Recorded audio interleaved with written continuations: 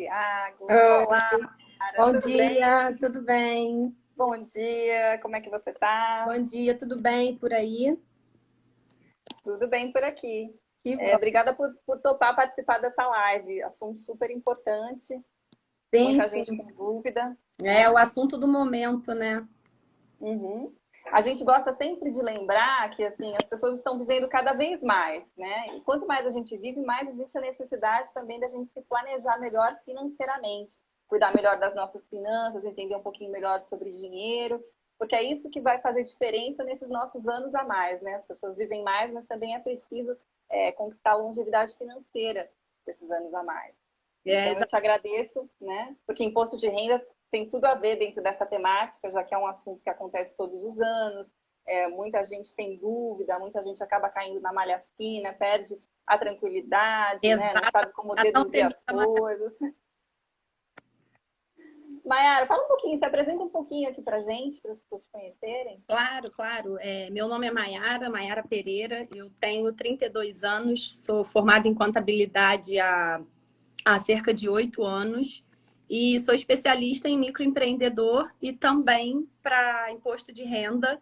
Então, nessa época do ano aí é uma época que eu sou muito procurada, né? Todos nós, contadores, especialistas, que entendemos do assunto, tanto para a parte das pessoas que são pessoas físicas, quanto também para o MEI, né?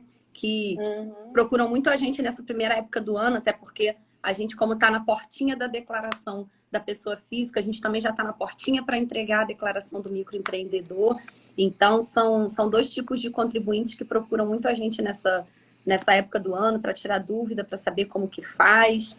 E assim como Uhum. eu, né, estou aqui para ajudar, para auxiliar essa live para tirar as dúvidas que as pessoas tiverem. E também para levar conhecimento, porque às vezes tem gente que não sabe sobre o assunto, acha que imposto de renda, o leão, a malha fina, são Sim, bichos aquele de bicho de sete cabeças, bicho de né? sete E cabeças. não E, precisa ser desse não, na jeito, verdade né? não é.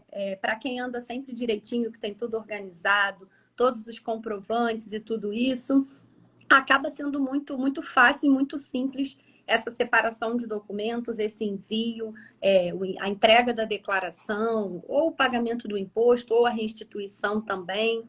Fica sendo tudo muito mais Legal. fácil. Temos muito a falar por aqui. E aí Sim, sim. eu falo para vocês, pessoal, quem tiver dúvida pode mandar as dúvidas. Caso a gente não consiga responder todas as dúvidas nessa live, depois a gente vai produzir um conteúdo com as respostas para todas as perguntas, tá? Então fiquem Isso tranquilos mesmo. e aproveitem que a Mayara está aqui para ajudar a gente. Mayara, vamos começar então. Quem que Vamos. precisa declarar imposto de renda? Todo mundo precisa declarar? Como é que. Quem que precisa, quem que não precisa, enfim.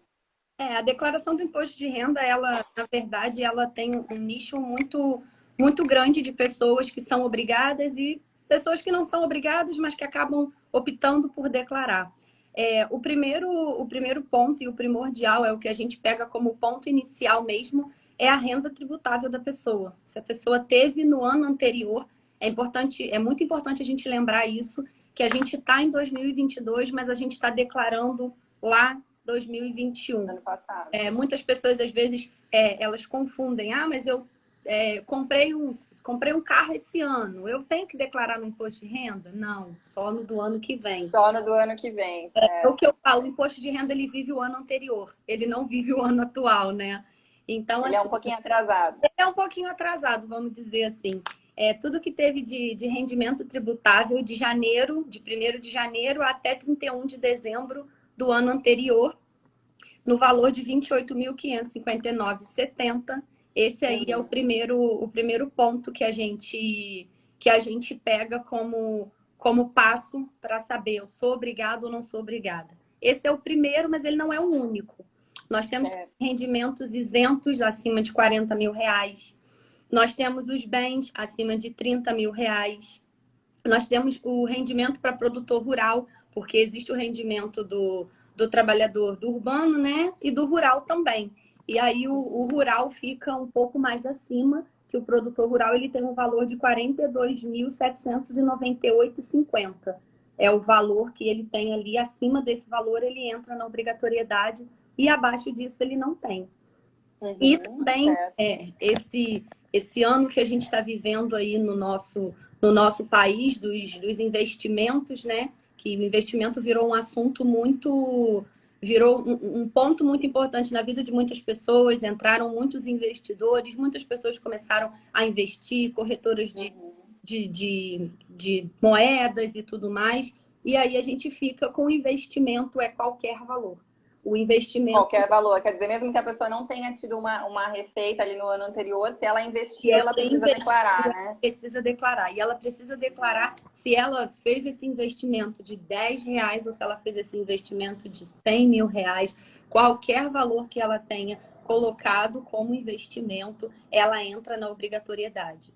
E aí, às vezes, a gente vê muitas pessoas assim, vou dar um exemplo bem claro. Eu sou CLT, meu rendimento no ano anterior foi de R$20.000, mas eu fiz aqui um investimento. Então, como renda tributável, você não é obrigado a declarar. Mas, a partir do momento que você fez o investimento, você entra na faixa da obrigatoriedade. Entendi. Quer dizer, aí a pessoa não é mais isenta, né? Pois é. Ela realmente tem a obrigação de declarar o imposto. Exatamente, porque aí o que acontece? A corretora do investimento, ela vai enviar para a Receita Federal a informação que aquela pessoa fez o investimento. E aí a pessoa precisa informar que ela fez o investimento. Então, assim, as informações precisam cruzar. Tem que ir de lá, tem que vir daqui também. Perfeito. E tem uma idade mínima ou máxima para a pessoa declarar imposto de renda? Então, não existe uma idade mínima ou uma idade máxima. O que caracteriza a obrigatoriedade são os pontos que a gente, né, acabou de falar.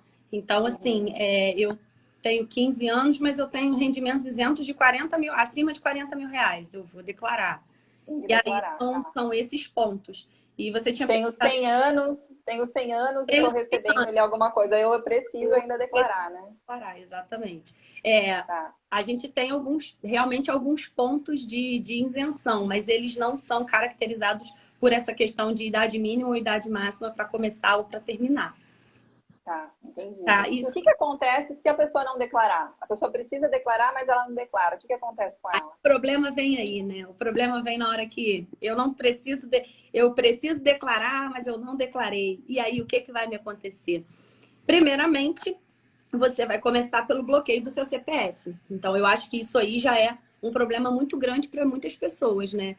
Você ter o seu CPF bloqueado, o seu cadastro nacional, e aí tudo que está vinculado no seu CPF, ele também vai começar a ser bloqueado. Suas contas no banco, seu passaporte, você pode ter... no banco você vai ter a conta bancária, empréstimo, financiamento, tudo que você quiser fazer, que você dependa do seu CPF para aquilo ali, você vai acabar tendo aquilo bloqueado para você. Então, assim, por isso que a gente frisa tanto que a declaração do imposto de renda, ela é muito importante. É importante você dizer para a Receita, eu recebi, mas eu tive isso daqui. Mostrar para ela o que você teve. Porque é muito ruim, às vezes, você chega no banco para pegar um empréstimo, fazer um financiamento, e aí chega na hora, seu CPF está bloqueado. Mas está bloqueado por quê? Está bloqueado porque você não declarou imposto de renda em 2017.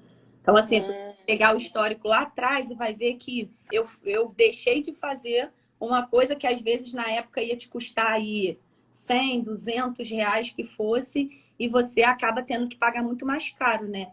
Porque tem isso, né? Às vezes a pessoa fica com medo, ela fala, não dá devida importância porque acha que vai ter que pagar um imposto, por exemplo, um imposto a mais e tal. Fica ali com receio e fala, eu não vou fazer, né? Vou deixar para lá. Mas aí a hora que ela precisa, né? Aí ela se depara com essa situação. A hora que ela precisa, ela se depara de que o CPF dela está bloqueado e ela não consegue fazer nada. Às vezes ela não consegue viajar, não consegue tirar um passaporte, tirar um visto, nada disso, porque ela não fez a declaração do imposto de renda. E aí deixa para fazer em cima da hora, e aí tem que juntar todos os documentos, tem que pegar tudo junto, tem que pagar a multa, que é muito importante lembrar também que eu consigo regularizar minha situação, mas aí eu vou pagar uma multa em cima daquilo que eu devia, né? Você consegue fazer a sua declaração e tudo mais, né? Você consegue regularizar a sua situação, mas sabendo que você vai ter juros e multa, né? Você vai pagar uma multa em cima daquele valor, né? Daquele atraso, né? E aí essa multa, ela é por ano. Então, se eu, por exemplo, deixei de declarar em 2019, em 2020, 2021, eu vou pagar 3 multas. É uma multa a cada ano de atraso. Ó, o Thiago está falando aqui, talvez a multa sairá mais cara do que se eu tivesse feito tudo certinho, né? Exatamente, Thiago, é isso mesmo. Às vezes a multa acaba saindo mais caro do que se tivesse regularizado a situação, né? Na época que deveria ter sido feita. E assim, a multa é R$ 165. Ah, é R$ 165. Mas às vezes você está numa urgência daquilo ali e a gente envia a declaração, tem que esperar a multa ser reconhecida pela Receita, tem que esperar a Receita Federal fazer o processamento da sua declaração. Então, assim, não é uma coisa tão fácil. Por isso que a gente pede tanto, né? Nessa época, a mídia está falando muito sobre isso, é um assunto muito atual, é um assunto muito, muito falado, muito polêmico. A gente está sempre lembrando, olha o prazo, separa documentos. Então, assim, a gente frisa muito para as pessoas não estarem esquecendo dessa obrigação que elas têm. E também a gente frisa, ô Janaína, até as pessoas, para mesmo que você, eu acho que eu não tenho, procura um especialista e tira a sua dúvida, porque a sua vida financeira, né, a sua renda, a sua declaração de imposto de renda, ela precisa ser uma coisa certa, ela precisa ser afirmada. Então, se alguém aqui eu tenho dúvida, não sei se eu preciso, não sei se eu tenho isso, procura um especialista sempre, tirem as dúvidas de vocês. Se precisar falar comigo, pode me chamar no Instagram, no WhatsApp, que eu estou sempre aqui para responder, para ajudar. As pessoas não precisam ficar com receio. Às vezes tem gente que vem, mas pode olhar meu informe de rendimentos para ver se eu sou obrigado ou não sou. Quanto que é? Então, assim, é muito importante as pessoas saberem também que, às vezes, um simples olhar o documento, né? A gente olha numa boa e responde para a pessoa, você é obrigada, você tem que declarar, para poder mesmo ajudar, sabe? Perfeito. Então, gente, olha, não marquem bobeira, não. Procura um profissional ali, se você estiver em dúvida, né? Vai que, de repente, em algum desses anos aí você não fez a declaração, então é melhor prevenir, né? Sempre. Exatamente. Hoje, e esse ano a declaração pode ser feita até o final de abril, né? Sim, isso, sim. a menina tinha perguntado ali. O prazo da declaração do imposto de renda agora para 2022, ele iniciou na primeira segunda-feira útil do mês de março, que foi dia 7 de março. E, por enquanto, né, que eu sempre falo assim, não é uma coisa definida, o prazo final não é definido, o prazo final vai até 29 de abril de 2022, às 23 horas e 59 minutos. Então, mas por que você disse que não é uma coisa certa? Porque durante os últimos 2 anos que nós tivemos a pandemia, em 2020 o prazo foi prorrogado para 30 de julho e em 2021 foi prorrogado para 31 de maio. Então, assim, eles acabaram estendendo esse prazo. Então, a gente já não sabe se acontecer alguma coisa, se pode ser estendido, mas se agarra sempre ao prazo de 29 de abril, separando os documentos e enviando tudo para não ficar com nenhum atraso. Certo, perfeito. E malha fina? A gente falou agora de uma pessoa que não precisaria declarar e não declarou, né? Sim. E o que é malha fina? Tão temida malha fina. Tão temida. O que acontece se a pessoa cair na malha fina? A malha fina é um assunto que assusta muitas pessoas, é um nome muito temido, vamos dizer assim. Mas a malha fina, ela nada mais é do que a pendência que a Receita Federal te informa sobre a sua declaração. E não quer dizer que você caiu na malha fina, caí na malha fina, meu CPF está bloqueado. Não é assim. A malha fina te dá o direito de você resolver aquela pendência. Existem pendências mais fáceis e existem pendências mais complexas. Existem pendências que são a ponto mesmo de bloquear o seu CPF. Mas tem pendências que já não são assim. Então, o que acontece se eu cair na malha fina, Mayara? O que eu preciso fazer se eu cair na malha fina? Caiu na malha fina, o primeiro passo é descobrir por que você está ali. Por que eu estou na malha fina? Acesse o portal do ECAC, que no portal do ECAC, a mensagem que eles informam da malha fina é uma mensagem autoexplicativa. A pendência é porque, vou dar um exemplo, a pessoa colocou uma despesa com saúde que ela não teve, ou às vezes na hora de digitar no sistema, ela digitou o valor errado. Era 5 mil, ela colocou 7 mil. a Receita Federal vai te pedir, vai te colocar na malha fina como uma pendência e vai pedir para você informar para ela, né, se aquela despesa ali, um comprovante daquela despesa. Se você tiver o comprovante da despesa no mesmo valor que você informou lá, ah, não, realmente, ó, eu tenho aqui 7 mil de despesa do dentista que eu fui no mês passado. Você vai abrir um processo digital direto pelo portal do ECAC mesmo, que é o portal da Receita Federal, né, que traz toda essa parte fiscal da vida ou do contribuinte, da pessoa PF ou do PJ. Lá mesmo você abre um processo digital, anexa os seus comprovantes daquela despesa e envia para a Receita Federal. Eles vão fazer uma análise para ver, né, se as informações realmente estão batendo. Tá, estando tudo certo, eles liberam a sua declaração, né, da malha fina. E se não tiver correto, eles vão informar mais uma vez, não detectamos essa despesa. E aí você vai precisar ver se você botou o valor errado ou se o profissional no qual você fez aquele, por exemplo, o dentista. Às vezes o dentista pode ter declarado um valor errado também. Então, assim, vai ter que procurar saber da onde que veio aquele erro, aquele problema para poder resolver. E se por acaso o valor estiver errado ou alguma informação estiver errada, você pode retificar a declaração também. E essa retificação também, ela vai retificando e colocando tudo certo, ela vai tirar você da malha fina, com certeza.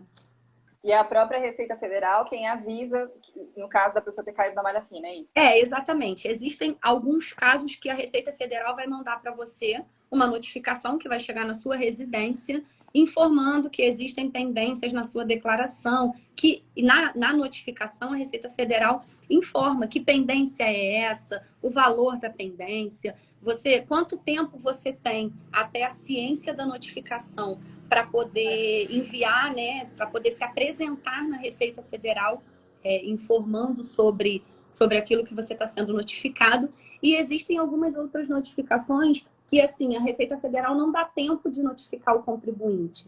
Então, assim, é muito bom o contribuinte também, uma dica importante, ficar de olho sempre no ECAC, que é esse portal, né? Infelizmente, é um portal que hoje em dia ele ainda não, por exemplo, notifica você por e-mail, que você tem uma pendência ali. Hoje em dia ele ainda não faz isso, mas ele existe dentro do portal, uma caixa de correio, e que ali você vai recebendo todas as suas mensagens dizendo o que está pendente, o que não está, se a declaração já foi processada.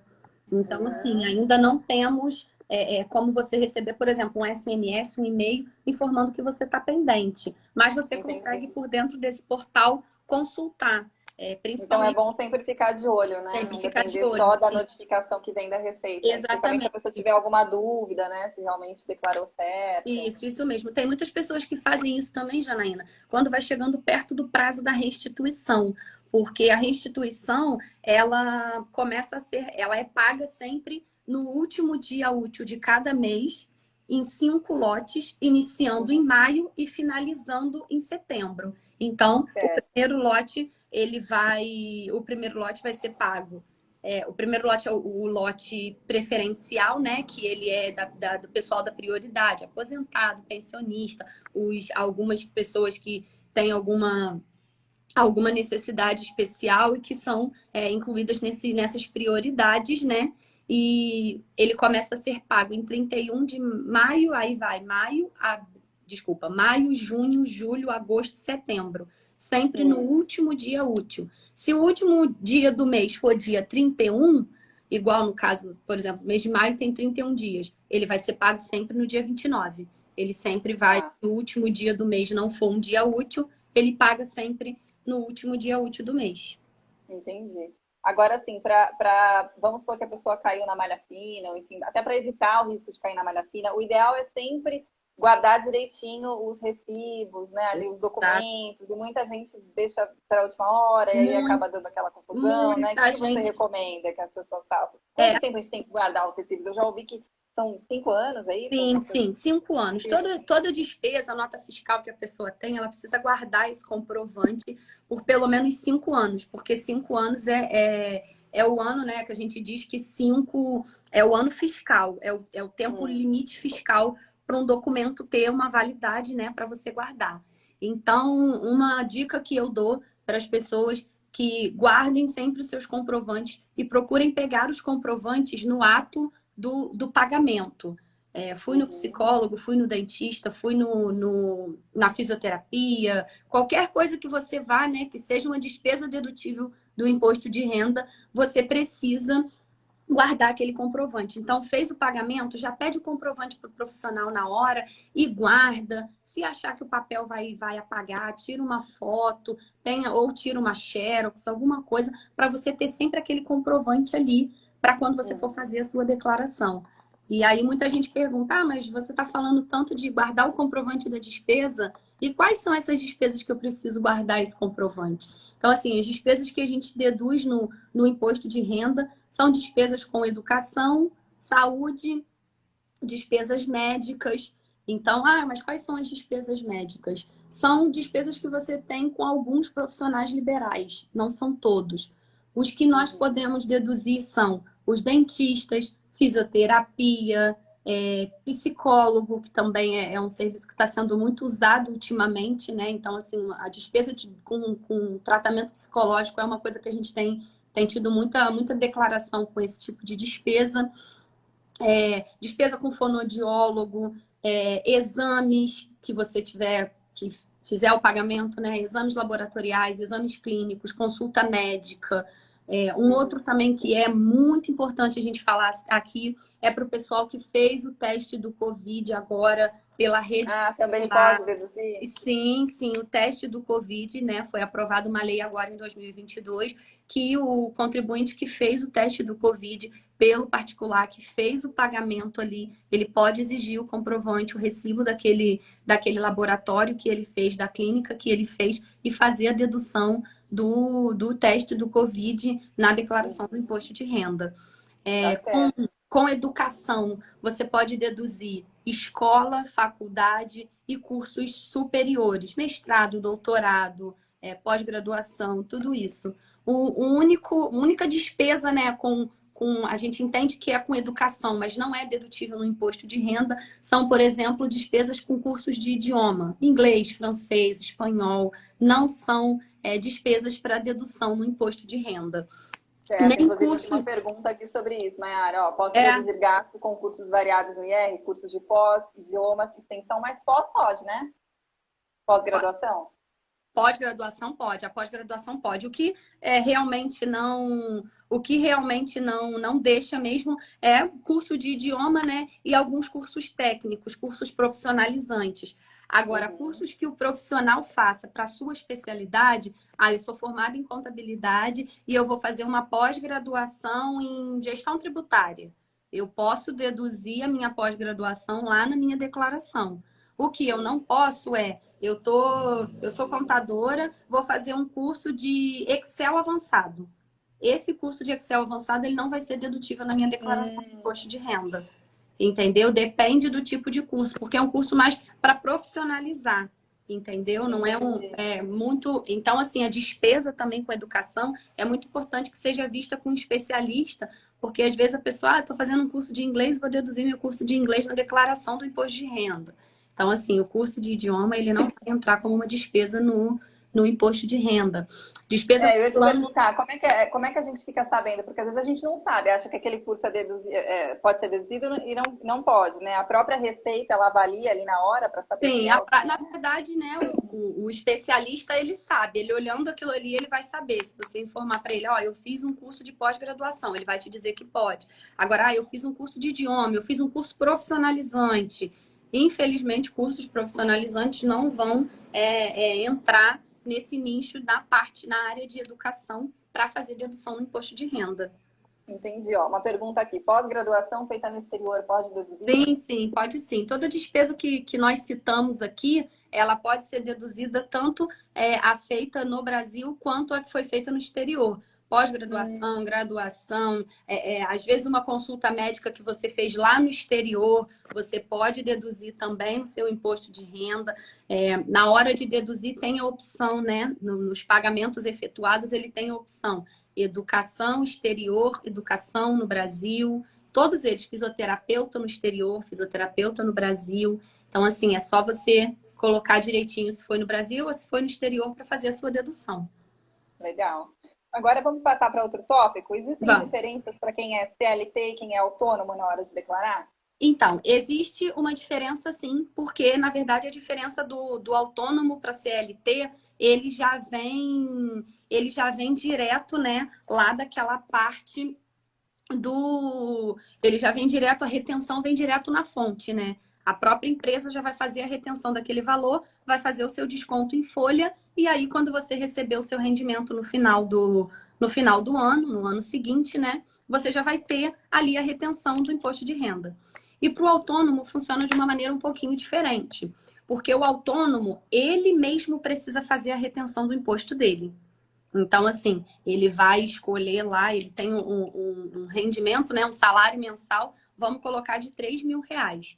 Então, ele vai pegar esse valor de R$ 3.000, ele tem que fazer o recolhimento através do Carnê-Leão. O Carnê-Leão é o sistema, né, da Receita Federal que é para fazer recolhimento, retenção de imposto de renda avulso, né, igual a gente diz avulso, que é para autônomos, para profissionais liberais, e para qualquer outra pessoa que receba algum valor e aquele valor seja tributado, ela vai fazer o recolhimento daquilo ali através do Carnê-Leão. Uhum. Tá? E para quem é MEI? Para quem é MEI, quais são as diferenças? Vamos nesse assunto de MEI, né? Que é um assunto que eu gosto bastante. Daria horas e horas, né? Horas. Mas de maneira... Acho que a gente tem que fazer uma semana de live aqui para a gente só ficar falando. Só sobre MEI. Só ficar falando sobre MEI, exatamente. Mas é importante saber que são duas declarações, né? Sim, caso MEI, porque às vezes a pessoa acha que é uma só e não é, né? Exatamente. O MEI, ele possui duas declarações. Uma é a declaração anual do MEI, que é a declaração anual do MEI, que é a DAS-CMEI. Ela é uma declaração que você informa o faturamento do MEI. Só o faturamento. E tem a declaração do imposto de renda de pessoa física. Ah, mas se eu sou MEI, obrigatoriamente eu tenho que declarar imposto de renda? E aí a gente vai entrar na resposta de depende. Depende do valor da sua receita, depende da onde você está enquadrado ali. Às vezes você é MEI, teve um faturamento que não vai se enquadrar dentro dos quesitos que nós temos aqui, né, da renda do valor tributável, mas você fez um investimento. Então, aí você entrou na obrigatoriedade. Tá certo. Então, assim, o MEI até, tem gente que acha, tem o limite de faturamento do MEI é R$ 81.000.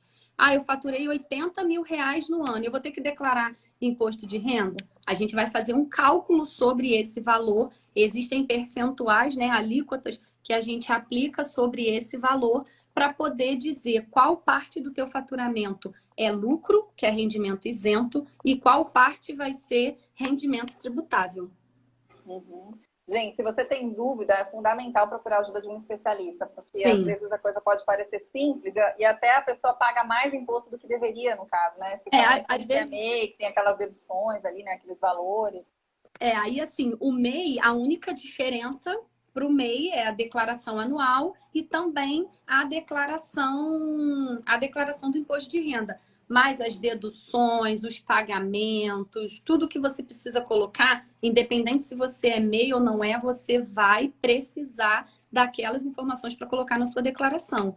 Ah, eu sou MEI, mas eu tenho despesa com médico. Pode colocar na sua declaração de pessoa física, sim. Eu tenho um veículo, você pode declarar como um bem lá na sua declaração de imposto de renda. Que aí a declaração do imposto de renda, ela vai passar a ser da sua pessoa física e não da sua pessoa jurídica. Porque existe essa diferença do PJ e do PF para quem é MEI.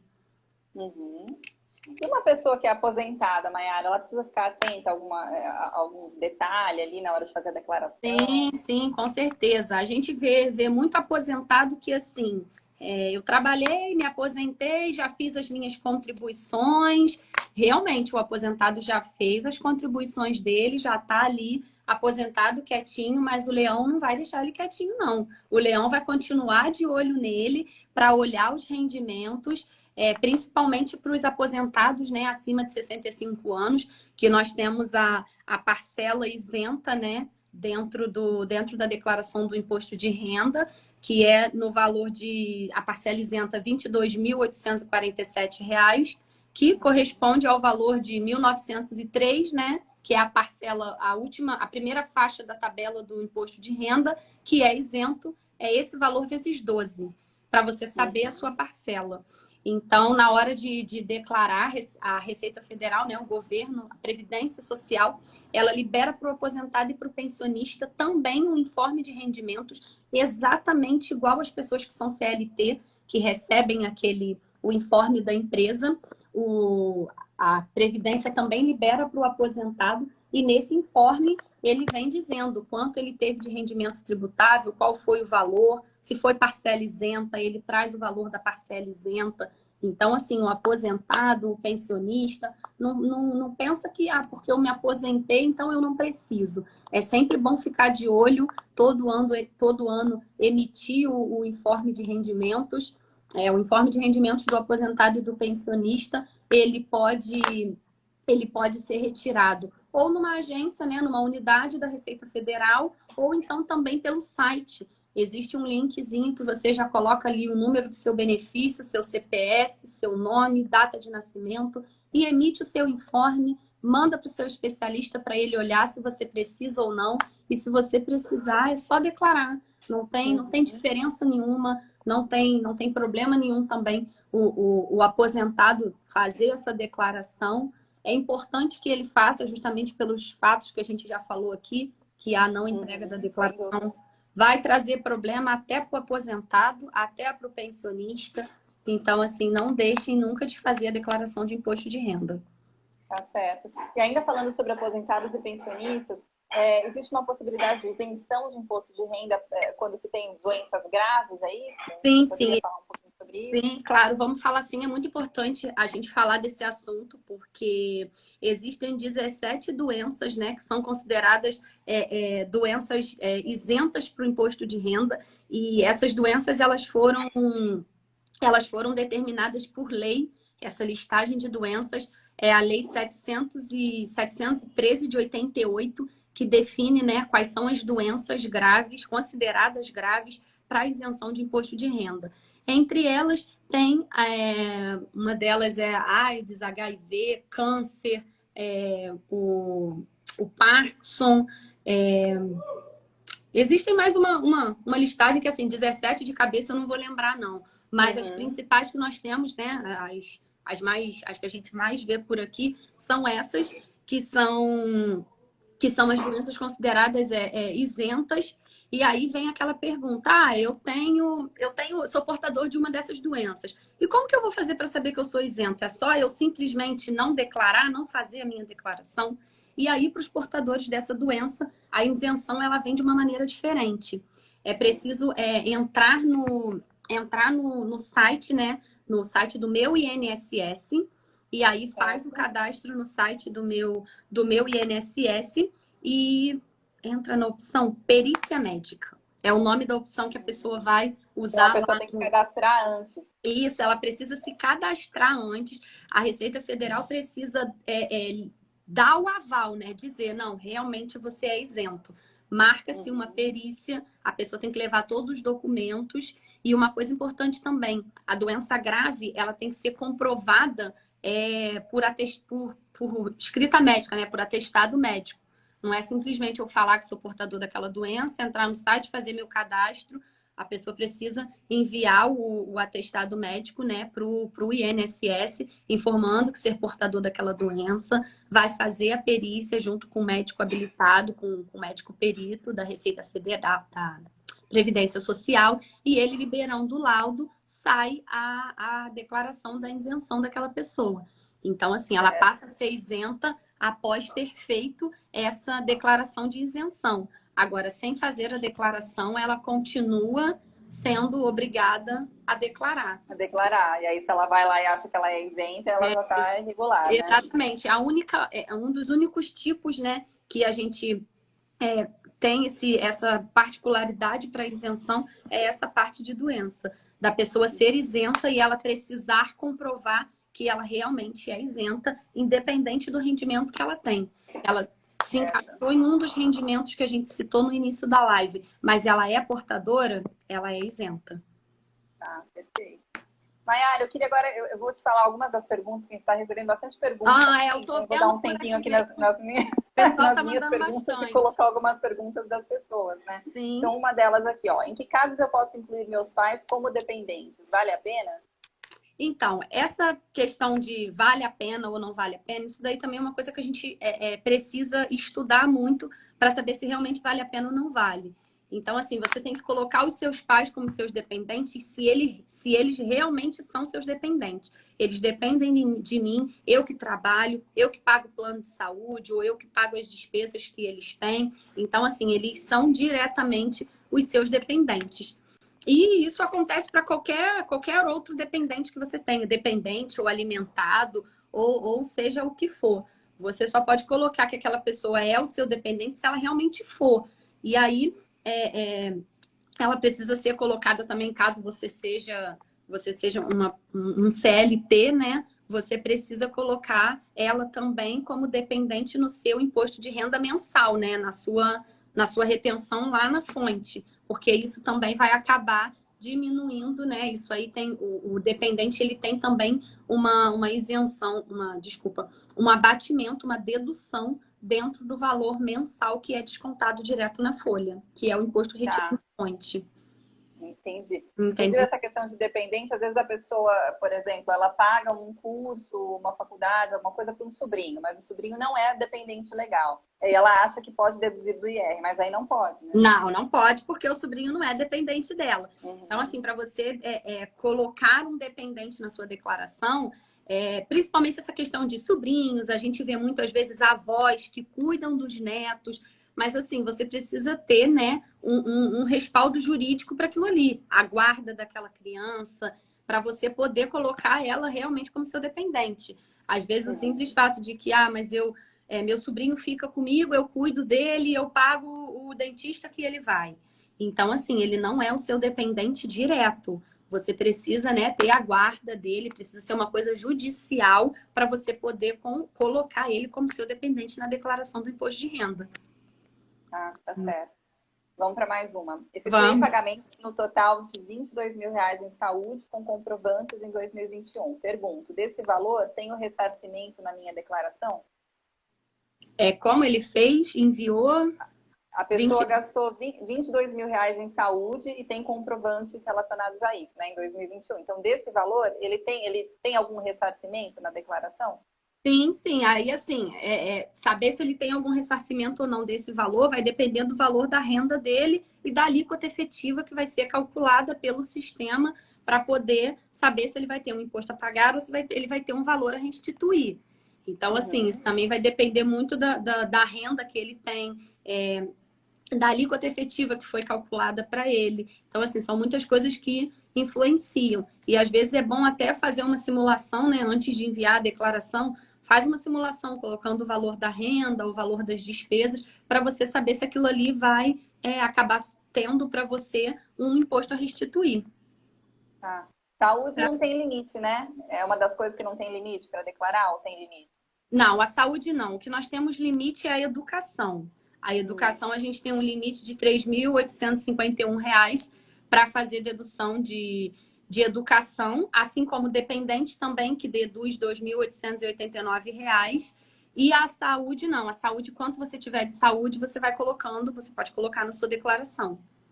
Tá. Dependente também não tem limite. Tem muita gente, às vezes, que tem 4, 5 filhos e aí acaba achando que eu vou colocar só alguns e não vou colocar outros. Dependente não tem limite. O que nós temos dentro de dependentes, principalmente filhos, né? Que é importante a gente, filhos ou enteados ou as pessoas que você possua a guarda, é a limite de idade. Porque o filho, ele é teu dependente até 21 anos ou até 24 fazendo faculdade.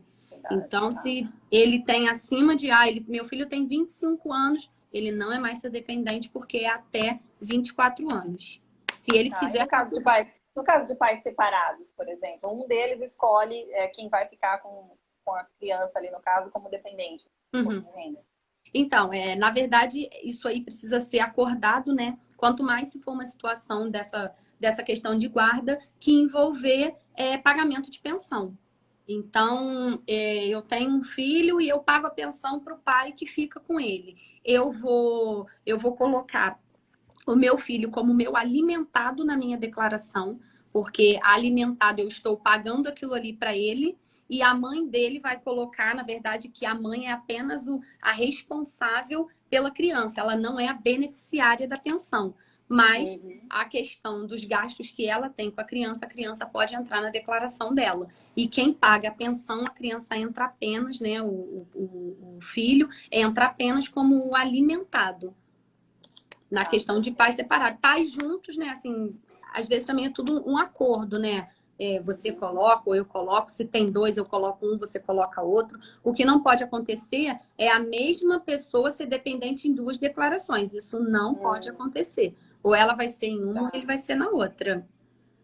Tá ótimo. Tá? Adquiri um imóvel no último ano, porém está alienado em virtude do financiamento. Posso declarar esse bem? Então, o bem, na verdade, ele deve ser declarado quando ele estiver em sua posse. Tá no meu CPF, é meu, eu vou declarar. Se ele tiver alienado, se eu ainda estiver pagando um financiamento, você vai declarar o financiamento. E aí, dentro do financiamento, né, lá na aba de dívidas e ônus, você tem um campo que você pode especificar que dívida é aquela ali. E aí, você vai especificar o seu terreno. Tá, então talvez valha para essa próxima pergunta aqui também. Ó. Eu consigo deduzir os gastos de uma faculdade que eu pago, mas o boleto não está no meu nome? É possível? Então, não é possível porque aquilo ali não é uma despesa sua. Só é seu que está no seu nome. O que não está no seu nome não é seu. Não é seu, então, legalmente. Exatamente. Se eu pago uma coisa que ela não está no meu nome, ela não é minha. Aquela despesa ali não é minha. Eu estou pagando para terceiros. Então, eu não posso deduzir no meu imposto de renda. Entendeu? Até porque se a Receita Federal me pede um comprovante daquilo ali, como que eu que tenho um CPF 123 vou mandar um comprovante de uma pessoa que tem o CPF 999? A Receita Federal vai saber que aquilo ali não é uma despesa minha, entendeu? Então, por isso que despesas que não estão atreladas ao seu CPF ou dos seus dependentes não são despesas dedutíveis. Despesas de carro entram? Então, despesas... Dá para declarar alguma coisa? Eu gostaria muito que a despesa de carro entrasse, mas ela não entra. Despesas com carro, manutenção, gasolina e essas coisas não são dedutíveis. Assim como também não são despesas dedutíveis no imposto de renda os gastos com veterinário, né? Veterinário também é considerado um profissional liberal, mas ele não, a despesa com veterinário não é considerada despesa dedutível para imposto de renda. Tá certo. Entendeu? E quando, deixa eu ver aqui essa pergunta, quando o seguro de saúde existem despesas compartilhadas, como declarar? Acredito que a pessoa divide com outra pessoa os gastos, no caso, né, relacionados à saúde. Como que se declara isso? Aí vai ser, uma pessoa escolhe como declarar, dá para dividir, como que faz? Aí, na verdade, nesse caso aí, aquela questão que a gente já até falou, né? Eu não posso colocar a mesma pessoa, o mesmo dependente em duas declarações. Então, se eu estou pagando para uma outra pessoa, ou eu vou deixar a despesa toda com ela, né? Eu vou entregar aquela despesa ali para ela, ou então a despesa vai ficar só comigo. Eu não tenho como também, eu pago uma parte e o outro paga outra parte, mas o dependente é de uma pessoa só. Então, essa questão de dependente também é muita questão de estudar o caso para entender como que seria a melhor maneira de fazer também. Tá certo. Para quem tem Uber e tem que declarar, entra despesa com o carro? Então, Uber, despesa com carro também não. O carro, na verdade, ele vai entrar como um bem, né, na declaração do imposto de renda do Uber. O Uber não consegue deduzir o que ele tem de despesa com carro porque não tem um campo, né, nos pagamentos efetuados do programa do imposto de renda, ele não tem a opção de despesa com veículo, despesa com carro. Ele não existe ele não tem essa opção. As opções que tem são essas de despesa com saúde e tudo mais. Um assunto importante que é bom a gente falar também sobre a previdência, que também é uma questão de tributável, né? Uma despesa tributável no imposto de renda e que muita gente não sabe disso. Ela tem. Isso eu ia até te perguntar, tinha uma perguntinha que te aguardando. Sim, então vamos fazer a pergunta que a gente responde na pergunta, então. Eu vou fazer já já. Só vou terminar aqui essa listinha de perguntas que o pessoal mandou, porque às vezes a pessoa entrou para. E aí, daqui a pouco a gente já fala sobre previdência privada, que é um tema bem importante aqui. Tá bem. Então, para um curso, para trabalhar no digital, não posso descontar? Quer dizer, seria um curso, pelo que eu entendo, não seria faculdade, não seria um curso regular? Seria se não fosse... aí não pode, né? Exatamente. Esses cursos digitais, assim, eles não são despesas dedutíveis para o... Peraí, que estava mexendo aqui. Não são despesas dedutíveis para o imposto de renda. Só se fosse um curso, por exemplo, eu estou fazendo uma faculdade à distância, mas é uma faculdade. Então, eu posso deduzir ali no meu imposto de renda. Eu estou fazendo uma pós-graduação de educação à distância, né? EAD. Eu posso deduzir no meu imposto de renda. Agora, um curso digital, ele é considerado um curso profissionalizante, né? Então, ele não é despesa dedutível. Certo. Uma pessoa que é MEI, mas não utilizou durante o ano passado, também precisa fazer essa segunda declaração? Então, se ela não utilizou, o faturamento dela vai ser zerado. A declaração anual do MEI, ela é obrigada a fazer, mesmo que seja zerada. A declaração da pessoa física que ela não vai precisar porque ela não teve rendimento. Então, a de pessoa física, ela pode ficar despreocupada, mas a do MEI, ela precisa fazer, mesmo que seja para zerar, ela precisa enviar a declaração zerada, que é o que a gente chama de declaração sem movimento, né? Tá. E até quando que vai essa declaração do MEI? A declaração do MEI vai até 31 de maio, né, desse ano, referente ao seu faturamento do ano anterior. Lembrando que o valor, né, do teto do MEI é o 81 mil e ultrapassando esse valor já ocorre o desenquadramento. Tá certo. Independente do valor, mesmo que não tenha faturado nada, tem que fazer essa declaração. Tem que fazer a declaração, independente se o faturamento for R$1, se o faturamento foi R$1, se o faturamento foi 50 mil ou zero. É uma declaração obrigatória. Tá, perfeito. Compra de medicamentos pode ser deduzida? Eu compro vacina para alergia, posso deduzir? Então, na verdade, a única despesa com medicamentos que entram no imposto de renda, que são despesas dedutíveis, são as despesas que elas ocorrem dentro de um hospital. Eu fiquei internada e ali não tenho plano de saúde. Então, eu precisei pagar o hospital, aí você paga medicamento, você paga tudo. Ali dentro você pode fazer a dedução. Agora, ir na farmácia, comprar um remédio, pegar a notinha fiscal da farmácia para deduzir, nesse caso não entra. Tá joia. Como funciona o imposto de renda para doação? Então, a doação, ela não é um rendimento tributável, né? Existe um campo dentro do programa da Receita Federal para você poder informar a doação que você fez. E aí, a doação é bem simples, né? Você precisa ter o documento da doação, onde vai constar o seu CPF, né? O seu nome, o seu CPF, a data que você fez a doação, o que você doou, se você doou dinheiro, se você doou um bem, o que você fez ali naquela doação, e também os dados de quem recebeu aquela doação. Se você doou aquilo para uma instituição, ou se você doou aquilo para alguma pessoa, tudo isso você precisa ter esse documento da doação, um documento formal, reconhecido em cartório e tudo mais. É importante lembrar que não é só um papel que você vai fazer lá no Word ou uma folhinha que você vai escrever. Você precisa ter um documento legal para aquilo ali, para poder informar essa doação dentro da sua declaração do imposto de renda. Tá joia. Vamos falar sobre previdência privada agora? Vamos falar sobre a previdência privada. A dedução da previdência privada, ela tem um limite, né, de até 12%, né? E geralmente as pessoas que fazem a declaração completa, né, o plano de previdência, ele é mais utilizado para quem faz a declaração completa. E aí você pode pagar até menos imposto quando você tem a previdência privada. E é um assunto que, assim, muitas pessoas não sabem disso. Tem gente que tem previdência privada há anos, pagando imposto e nunca deduziu a previdência privada dentro do imposto. Vou dar um exemplo para você com questão de valores. Eu tenho uma renda bruta de 100 mil. E aí eu fiz um aporte de 12 mil, né, em PGBL. Então, eu vou incidir o imposto eu vou fazer esse imposto efetivo, né, a pagar de 88 mil. Ou seja, eu consegui reduzir de tudo o valor em 12%. E o imposto só vai ser pago no resgate do investimento. Então, assim, você não faz o pagamento ali no ato, você vai fazer o pagamento só quando você fizer o resgate, né? Quando você fizer o aporte daquele valor investido, né? E a Previdência também ele existe em 2 regimes. Então, é bom também você ver com o especialista qual dos 2 regimes, que é o regressivo e o progressivo. Qual dos 2 é melhor para você se encaixar? Os 2 são incidentes de imposto de renda, só que um é a longo prazo e o outro a curto prazo. Então, dependendo de qual você se encaixar, do qual o especialista falar, vai ficar melhor para você na hora de declarar o seu imposto de renda.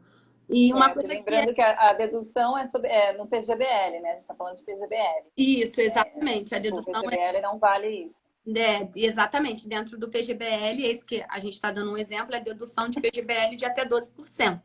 E aí é importante a gente trazer também que em dezembro de 2020, o PGBL ele já representou 17%, né, do valor do estoque, foi acho que acima de 977 bilhões em produtos de previdência privada. Então, assim, que muita gente não sabe disso. Muita gente acha que eu tenho previdência privada só por ter, como eu não pago o imposto da previdência privada todo mês, então eu não preciso declarar ela no meu imposto de renda. Então, assim, a previdência privada ajuda muito a diminuir, né, o valor do imposto. E que muita gente acaba perdendo isso porque não considera dentro das deduções o que poderia. Então, assim, a previdência privada ela é uma dedução como educação, como saúde, como qualquer outra coisa. Então, é muito importante ficar atento a isso, principalmente, né, a galera aí que é a galera da Previdência, da Previdência Privada, para ficar de olho nessa questão aí, que é um assunto muito importante e é das deduções, é uma das despesas que também deduz muito do imposto de renda. Faz cair bastante para esse pessoal que tem imposto a pagar.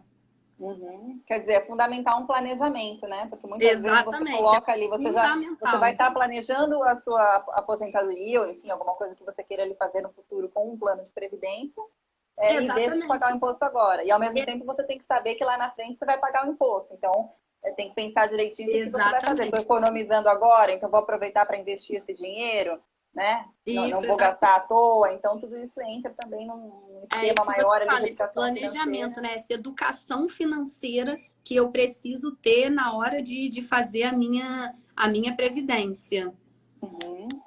Tá certo. Temos mais uns 6 minutinhos aqui. Vou fazer mais algumas perguntinhas para as pessoas colocarem. E aí, lembrando, gente, que as perguntas que não puderem ser respondidas aqui até o final da live, a gente vai fazer depois material, e aí é só você acessar o site do Instituto de Longevidade MAG, vai estar ali todas as respostas bonitinho para quem participa, tá? Maiara, sobre precatório recebido quando se tem mais de 65 anos de idade. Acho que a pergunta é se precisa declarar, né? Então, aí a gente vai entrar no quesito também que precisa declarar, vai depender do valor, vai depender do que foi, entendeu? Do que foi recebido. E aí a gente faz uma análise do documento para poder informar se realmente precisa, se não precisa, se já teve retenção, se não teve ainda. Então, tudo isso é sempre dependendo muito do valor, dependendo muito da situação em que estiver para colocar, para declarar ou não. Tá, caso a caso, né? Então, se tiver dúvida, procurar um especialista para... Se tiver dúvida, é aquilo que eu falo, pelo sim ou pelo não, pergunta para você ter a afirmação daquilo. Vendi minha casa onde morei por 20 anos. Tenho que pagar imposto sobre esse lucro? Seria interessante aplicar o valor e pagar lá na frente com o resultado da valorização do dinheiro aplicado? Então, isso daí vai depender muito da questão de ganho de capital, né? Porque compra e venda um assunto que já entra numa outra parte também, que é a parte do ganho de capital, que o ganho de capital nada mais é do que a diferença, né, entre o que você comprou e entre o que você vendeu. Essa diferença que fica aí no meio é o seu ganho de capital. E aí você tem a tributação aí dentro. Então, vale a pena? Não vale? Vamos fazer um estudo para a gente ver se vale a pena aplicar agora, se vale a pena aplicar lá na frente, se vai pagar agora, se vai pagar depois, entendeu? A forma como foi vendido também. Eu vendi, o pagamento foi o quê? Foi à vista, foi a prazo. Então, tudo isso influencia muito na hora de você colocar na sua declaração também. Tá certo. Se meu pai me doar 50 mil reais, eu tenho que pagar imposto de renda sobre isso? Então, e aí depende do tipo de doação que seu pai está fazendo, porque existem pessoas que recebem doações, por exemplo, em testamento, em testamentos, em esses documentos, né, que é herança e essas outras coisas assim. Então, assim, dependendo do valor e dependendo do tipo de doação, o imposto é obrigatório, sim. Tá certo. Tenho que declarar tudo que tenho guardado em todos os bancos? Então, com a novidade que a gente tem, que eu vou até falar rapidinho, que é a declaração de imposto de renda pré-preenchida, quando você tem todas essas informações no banco, em vários bancos, na declaração pré-preenchida, isso tudo já vem para a gente, meio que automático, né? Todas essas informações já vêm de uma única vez para a gente, então você não precisa se preocupar. Na verdade, do banco, você só precisa declarar tudo que você teve de rendimento ou de depósito em dinheiro, qualquer coisa, acima de R$ 140. Abaixo desse valor, não é necessário que seja declarado. Então, para quem não tem a declaração pré-preenchida, fica esse valor. E para quem já tem, o banco automaticamente, quando ele enviar a DIRF dele, né? A DIRF do banco, já vai levar essas informações. E quando a gente puxa a declaração pré-preenchida, essas informações também já vêm direto para a gente.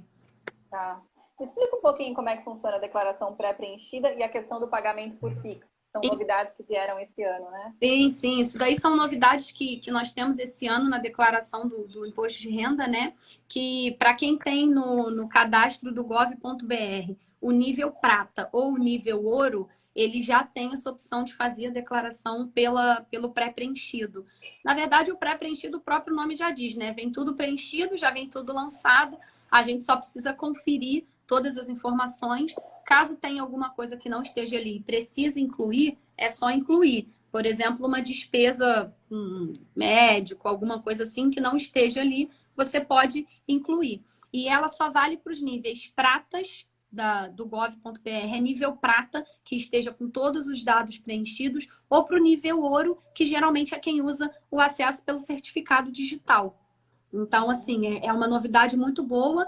E a do Pix, o Pix só vem, né? Ele reconhece o Pix pela chave cadastrada no Banco Central e vai fazer o pagamento da restituição direto na conta. Tá certo. E se eu tiver enviado alguma informação errada para a Receita? Posso retificar? Existe um número máximo de vezes pode retificar a declaração, sim, e você pode retificar a declaração até 5 anos após o envio. E não tem número de retificações, você pode retificar quantas vezes você precisar. Tá ótimo. Bom, tem mais 2 perguntas aqui, mas acho que você já respondeu. Uma é, aposentado pelo INSS, precisa declarar? A gente já até respondeu que vai depender. Falamos sobre isso, né, pessoal? Inclusive, vai ficar gravada aqui essa live, então se alguém não conseguiu pegar desde o começo, a Mayara já explicou direitinho sobre isso, né? E assim como acontece com a restituição, a Receita pode achar que eu pago menos imposto do que deveria? O que acontece nesse caso? A Receita pode achar o quê? Que eu paguei menos imposto do que deveria? Deveria? Então, eu acho um pouco difícil, mas pode acontecer também. Pode acontecer da Receita ter achado que você pagou imposto menos do que deveria. Não é impossível, mas pode ser que aconteça sim. Mas geralmente o sistema, né, o cálculo efetivo lá, a alíquota efetiva que eles calculam, eu pelo menos nesse tempo todo nunca vi essa alíquota estar errada, mas pode ser que aconteça também. Tá certo. E aí uma última perguntinha aqui, esse lance de banco, o pré-preenchimento também vale para corretora? Então, as corretoras, né, de investimentos e de tudo isso, eu acredito que elas ainda não estão todas, porque são muitas, mas a maioria, as principais corretoras, uma das maiores, né, por exemplo, a XP, já é uma que com certeza ela já está incluída lá nessa listagem de pré-preenchimento. Uhum, legal. Muito bom. Maiara, nosso horário passou voando, né? Não, Foram eu muitas vi a hora perguntas. passar. Na hora que você falou, É faltam muito 10 minutos, eu assunto. falei, não é possível que a gente já está falando aqui. Tem mais alguma coisa assim importante que você gostaria de colocar aqui na live? Então, eu acho que o mais importante, né, e o que é primordial é pedir para as pessoas para não perderem o prazo do imposto de renda, separarem todos os documentos, separar informe de rendimentos, os informes dos bancos, as despesas, os bens e tudo isso, e não deixar nunca de declarar, porque foi o que a gente falou no início da live. Às vezes, uma não declaração pode te trazer muito mais problema do que você perder um tempinho ali para separar os documentos. Então, assim, é não deixar mesmo de declarar, não deixar para cima da hora, porque no último dia o sistema trava, o sistema cai, dá problema, internet não funciona, acontecem várias coisas. Então, assim, o principal é nunca deixar para cima da hora mesmo. É sempre conseguir se antecipar e separar todos os documentos. Tá ótimo, perfeito. Maiara, em nome do Instituto de Longevidade Maga, eu queria te agradecer muito pela participação, também pelo auxílio que você sempre dá quando a gente resolve fazer matéria nesse sentido, né? Então, te agradeço a todos aqui que participaram também, que enviaram perguntas, lembrando que a gente está à disposição, assim, se alguém tiver dúvidas, pode rever essa live aqui, se tiver alguma coisa que foi perguntada e que a gente não respondeu, acredito que respondemos tudo, mas se não respondemos, a gente vai fazer conteúdo a respeito, então entre em contato com a gente, vai ser um prazer ajudar. Claro, Estamos todos aí com foco na longevidade financeira das pessoas, que é tão importante. Com certeza. Eu agradeço também, Janaína, pelo convite que você tem me feito sempre para as nossas entrevistas e agora aqui para essa live. Espero que a gente possa fazer mais e mais e mais para trazer sempre muita informação e muito conteúdo para quem precisa. Eu que te agradeço. Muito obrigada, viu, Mayara? Tá E bom. obrigada a todos aí. Até uma Obrigada próxima a todos live. que viram também, a todas as perguntas. Um beijo, tá? Tchau, tchau. Um beijo. Tchau.